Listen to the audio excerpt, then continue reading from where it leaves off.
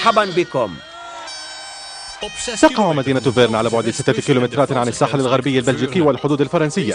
تتميز هذه المدينة بالكنائس التي يعود تاريخها إلى القرون الوسطى.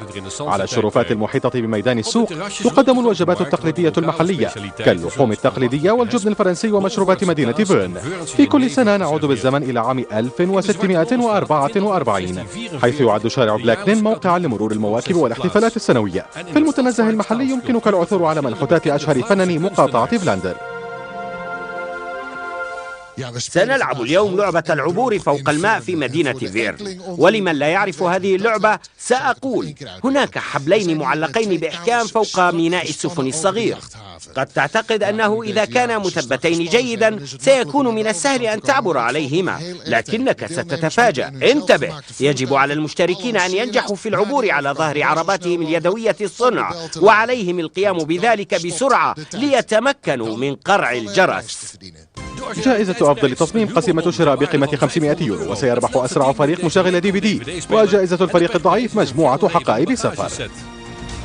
لدينا هنا كأس خاص بالمشاركين من منطقة فيرن. حكمنا كلاس ويلتينغ، من الرائع أنك تمكنت من الحضور. أهلا بك. هذا أمر جيد. سنلعب اليوم لعبة العبور فوق الماء.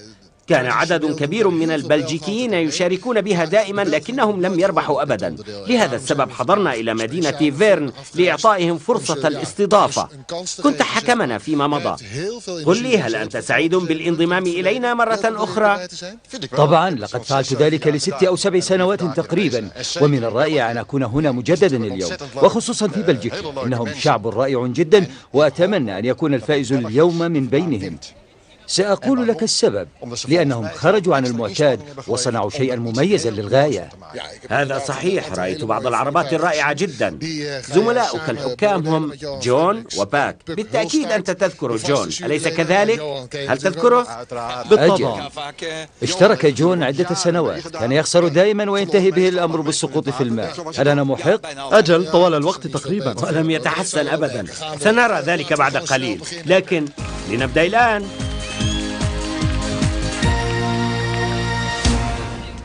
سيكون أول المتسابقين من مدينة فيرن، ويطلق عليهم اسم فريق الهواء. سيطلق كلاس طلقة البداية. لدينا بطلان من مدينة فيرن يطلقان على نفسيهما اسم الهواء، لكنهما محترفان. هل أنتما مستعدان؟ أجل. قام كيفن والسين بالعبور بسرعة بقاربهم الذي يشبه الموزة. نعم، لقد وصلوا إلى جرس. نعم، لقد قارعوه. مقاعده مميزة جدا ومريحة جدا. لم تكن هناك أي عوائق في منتصف الطريق. نعم، لقد حققوا رقما جيدا في بداية البرنامج. هذا جيد جدا، لقد بذلوا جهدا كبيرا. جون جيكسبي، يبدو مثل حوض الاستحمام، لكنكم 3. سنكون نحن الاثنين فقط. هذا هو مدربنا بيت.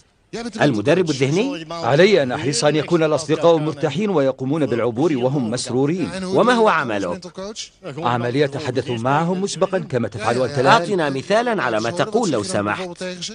حرصت على أن يناموا مبكرا في الليلة الماضية، وهذا كان بمثابة عقاب كبير لهم. وهل نجحت؟ لا. تابع. لم يسمح لهم بالسهر في الليلة الماضية التي تسبق اللعبة. وهل توفقت في هذا؟ نعم. أخبرتك، هذه هي إحدى الأمور. لا يمكنك الفوز دائما. نحن موجودون هنا للفوز أو العثور على عروس. وهل ستنجحون؟ ليس بعد، لكن هذه أول مرة أسمع عن هذا الأمر. بيت، هذه آخر فرصة لك كمدرب ذهني لتعطي رجالك بعض الحماس. هيا قم بذلك، هيا. هذا ما سأقوم به. انطلقوا أيها الأصدقاء وحافظوا على ابتسامتكم حتى النهاية. سنفعل ذلك. هل من الممكن أن تفعل هذا لي؟ بدءا من يوم الغد سأفعل ذلك. والآن بوجود المدرب الذهني إلى جانبكما سيكون الإبحار سهلا، لكن لا أعتقد أن حوض الاستحمام يجب أن يكون مملوءا بالماء. مستعدان؟ أجل. كن حذرا مما تفكر فيه يا كلاس، لأن جون وجيجز جيران أنهم مركزون جدا، كما أنهم يحاولون زيادة السرعة. لقد انقلبوا في الماء. حسنا، لنشاهد الإعادة. إنه متعب ويحاول التركيز، لكن بمجرد أن تنحرف عن المسار ستسقط في الماء حتى لو لم ترغب في ذلك. ماذا سيحدث مع هؤلاء الشباب من مدينة فيرن؟ مولد الشير، إنه اسم صعب، أليس كذلك يا كلاس؟ حسنا، إنه متسابق منفرد، بل إنه سريع جدا. لقد وصل. نعم، لقد قرع الجرس 5 ثوان و84 جزءا من الثانية. إننا نتحدث هنا عن جزء من الثانية. أيضا من أجل الجائزة المحلية، لأن فريق الهواة لا يزال في الصدارة بتوقيت 5 ثوان و81 جزءا من الثانية. إنها حركة مثالية سريعة. طريقة العبور وقرع ذلك الجرس يبدو ذلك سهلا. إنه سهل بالفعل. إنهم الشباب القادمون من جالدر. أعتقد أن العجلات لم تكن تناسب الأسلاك. الأفكار متعارضة بهذا التصميم، شخص يتحرك إلى الأمام وآخر إلى الخلف. هل أنتما مستعدان؟ بالتأكيد.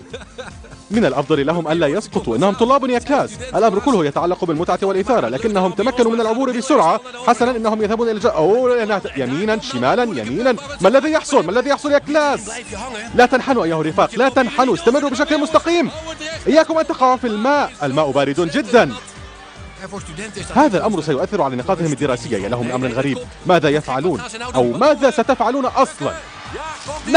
لقد سقطوا في الماء. يبدو في غاية السهولة مع تلك القيادة المزدوجة كما قال كلاس، لكنهم علقوا في منتصف الطريق، وعليكم أن تحافظوا على التوازن. عموما لقد خسرتم. هناك دائما مشكلة منتصف الطريق. لن يتأهل هؤلاء المتسابقون لجائزة أسرع فريق.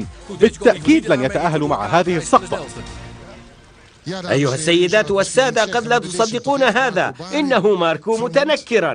لقد شعرت أنني أود القيام ببعض التغيير. بالعادة أرتدي ملابس رياضية، لكن أردت القيام بشيء مختلف بالكامل. ماذا تكون، ساحر أم ساحرة؟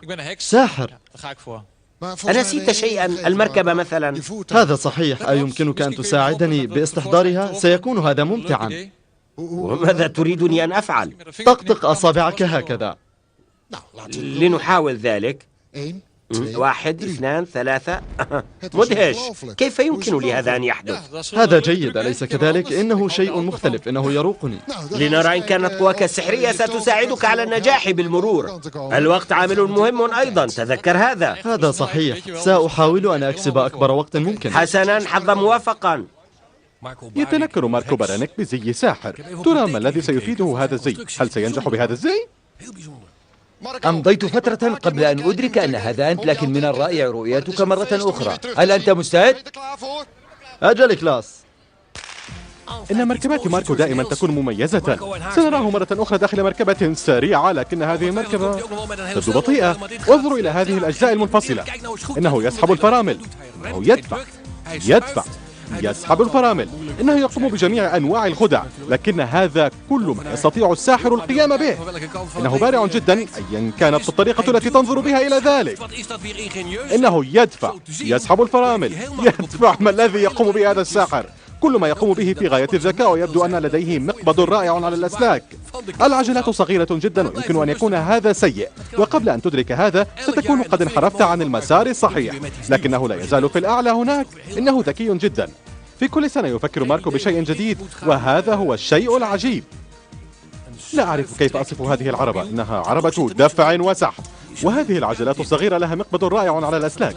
إنها مصنوعة ليتم عرضها وليس من أجل السرعة. إنه ساحر مبتسم، وكما يمكنكم أن تشاهدوا هنا إن المسار يتحرك والأسلاك تتأرجح إلى الأعلى وإلى الأسفل، وهذا الأمر متعب جدا. لقد انقضت دقيقتان تقريبا وهو يحاول الوصول إلى الجرس. ماركو، ما الذي تحاول أن تفعله؟ لقد تنكر بزي ساحر. لا يهم كما أنت ساحر بارع، لأنه عليك أن تقرع الجرس. هيا يا ماركو، هيا اقرعه يا ماركو. نعم، لقد قرع الجرس 2:69 ثانية. توقيت سيء. في عام 1986 أجرينا لعبة العبور فوق الماء للمرة الأولى. كان في ذلك الوقت جولتان، الجولة الأولى فوق الحبال والجولة الثانية تحتها. أحد المتسابقين الذين شاركوا في تلك الأيام واحد من أسرع الرجال في هولندا. طاب مساءكم أيها السيدات والسادة. هل ستصيب الهدف؟ يا لها من بندقية صغيرة. مارتن، هذا سهل. إنها تبدو جميلة، لكن عليك أن تحذر. حسنا، إنه يذوب. لقد وقع في الماء. هذا ليس سهلا في لعبة العبور فوق الماء. هل تفهمون ما أقصد؟ أن تدفع نفسك ببطء نحو الجانب الآخر إنه شيء رائع بالفعل، لكن ليس لهذه الدرجة. ما هذا الفيل؟ لقد وقع أيضا في الماء. ما الذي يحصل هنا؟ كلهم يقعون في الماء. حسنا، ما هذه الزلاجة الغريبة؟ نعم، إنهم يصلون الجرس. سوف يقرعون. رقم جديد. نعم، ليس رقما جديدا لكنهم قرعوا الجرس. لقد وقعوا أيضا في الماء. ما الذي حاولني فعله؟ هذا جنون. حسنا، لقد وقع في الماء. لن تحتمل الحبال هذا الوزن. لقد وقعوا أيضا. ما هذه العجلة الغريبة؟ لقد وقعوا كذلك. لقد فزتم وهذا هو كأسكم. مبروك لكم. نراكم في المرة القادمة.